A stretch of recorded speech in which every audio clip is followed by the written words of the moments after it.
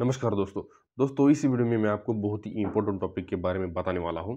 क्यों क्या है दोस्तों, जब भी आप अपने घर का स्लैब कास्टिंग कर लेते हो, स्लैब कास्टिंग जब भी कर लेते हो, स्लैब कास्टिंग करने के बाद आपका जो नेक्स्ट स्टेप होता है वो होता है डीशटरिंग करना। यानी वहाँ पे जो भी फॉर्मवर्क किया हुआ है उसे निकालना होता है, और वो हमें कितने दिनों बाद निकालना है वो बहुत ही बड़ा सवाल आपके सामने होता है दोस्तों। जो कॉन्ट्रैक्टर है वो बता देता है 8 दिन में निकाल दो, कोई रिलेटिव होगा या इंजीनियर होगा वो बोलते हैं 15 दिन में निकाल दो। हर तरह के जो लोग हैं वो अपने हिसाब से वहाँ पे आपको सलाह देते रहते हैं, और वहाँ पे आपको बहुत ही बड़ा कंफ्यूजन हो जाता है। तो वही दोस्तों मैं आपको इस वीडियो में बताने वाला हूँ। सबसे पहले मैं आपको बता देता हूँ कॉलम के बारे में, जो कि हमारा वर्टिकल मेंबर है। कॉलम को आपको क्या करना है, कम से कम 1 या 2 दिन में आप वहाँ पे उसे डीशटरिंग कर सकते हैं। 2 दिन में उसका फॉर्मवर्क जो है वो निकाल सकते हैं दोस्तों। वहाँ पे आपको कोई भी दिक्कत नहीं आएगी। ओके, लेकिन बहुत ही बड़ा जो सवाल है वो होता है हमारा स्लैब का और बीम का। स्लैब का और बीम का जो शटरिंग है वो हमें कितने दिनों बाद खोलना है वो मैं आपको बता देता हूँ। सबसे पहले एक चीज़ याद रखिएगा दोस्तों, डी शटरिंग करने का जो पीरियड है वो डिपेंड रहता है उसके स्पैन के ऊपर। ओके, आपका जो स्लैब है उसका स्पैन कितना है, आपका जो बीम है उसका स्पैन कितना है, उसी हिसाब से वहाँ पे आपको उसके जो सपोर्ट है वो निकालने होते हैं दोस्तों।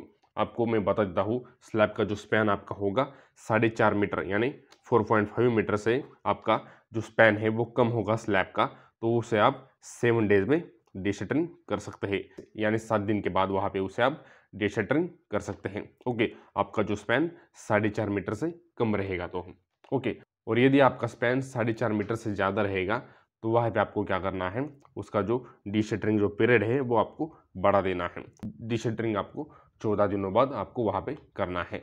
14 दिनों के बाद वहाँ पे आपको उसका फॉर्मवर्क निकालना है दोस्तों। ओके, और सबसे इम्पोर्टेंट चीज़ दोस्तों मैं आपको बता देता हूँ, आप एक चीज़ याद रखिएगा दोस्तों, किसी भी स्पैन के हिसाब से मत चलिएगा। मैं आपको एक अच्छी सलाह देता हूँ, आप क्या कीजिएगा, 15 दिनों बाद अपना स्लैब वहाँ पे डीशटरिंग कीजिएगा।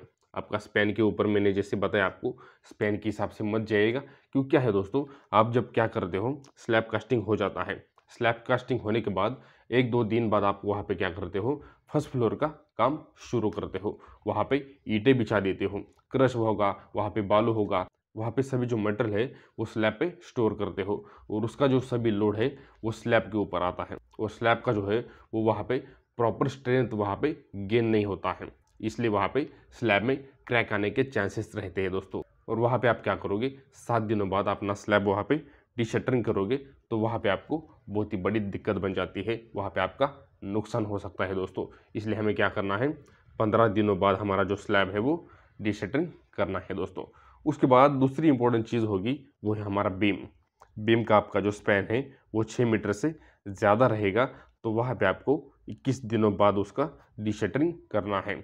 6 मीटर से ज़्यादा रहेगा तो 21 दिन, और उसके बाद 6 मीटर से कम रहेगा तो वहाँ पे आपको 14 दिन वहाँ पे उसको डीशटरिंग कर सकते हैं। 14 दिनों के बाद 6 मीटर से कम रहेगा तो 14 दिनों के बाद, 6 मीटर से ज़्यादा रहेगा स्पैन तो वहाँ पे आपको 21 दिनों बाद उसका डीशटरिंग जो है वो करना है दोस्तों। इस तरह से आपको अपने घर का जो काम करते समय ध्यान देकर और सभी जो चीज़ें प्लानिंग के हिसाब से काम करना है दोस्तों।